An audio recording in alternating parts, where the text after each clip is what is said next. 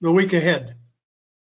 As you can see from the graphic in front of you, we had a very sharp emotional break, followed by a grinding recovery. And now the market has formed a 5-day balance, with Friday having been an inside day. So I refer to this as balance within balance. All that does is just intensifies the whole process of balance. Remember that the message being delivered with a balanced market is that the market wants more information before it begins its next directional auction. But before we go further with that, let's just quickly review the balanced trading guidelines.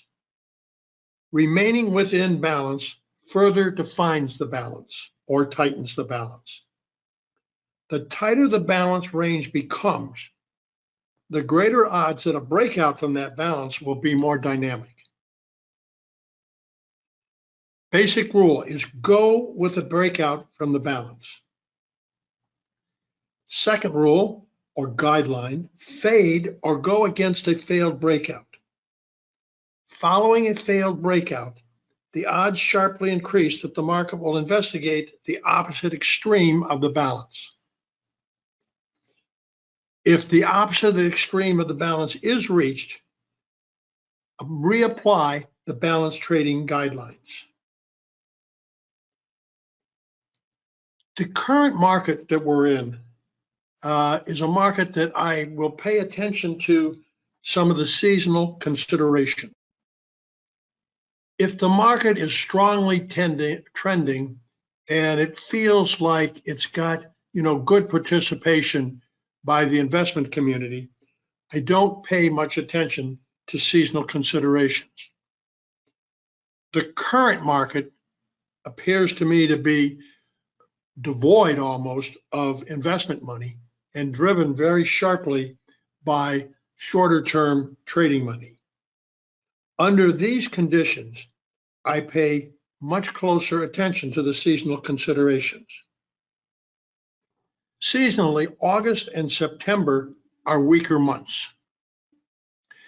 This is then followed on a seasonal basis by a fairly strong final quarter of the year.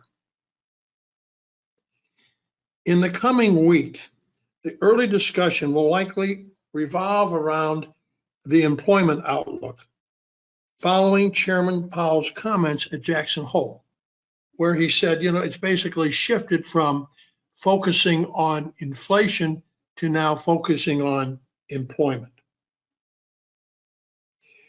We said earlier that a balanced market is requiring more information. More information appears to start to arrive basically with NVIDIA earnings on Wednesday. I would think that that would be an opportunity for us to see how the market's going to react to the tech side and to the earnings from some of the AI stocks. Finally, PCE would be announced on Friday. Now, historically, with inflation being considered, PCE has been fairly prominent. With less emphasis on inflation, I think that PCE is less likely to provide the same volatility we've seen in the past, with one exception. And that exception is if all of a sudden there was a sharp increase in inflation, unexpected increase in inflation, that could roil the markets pretty quickly.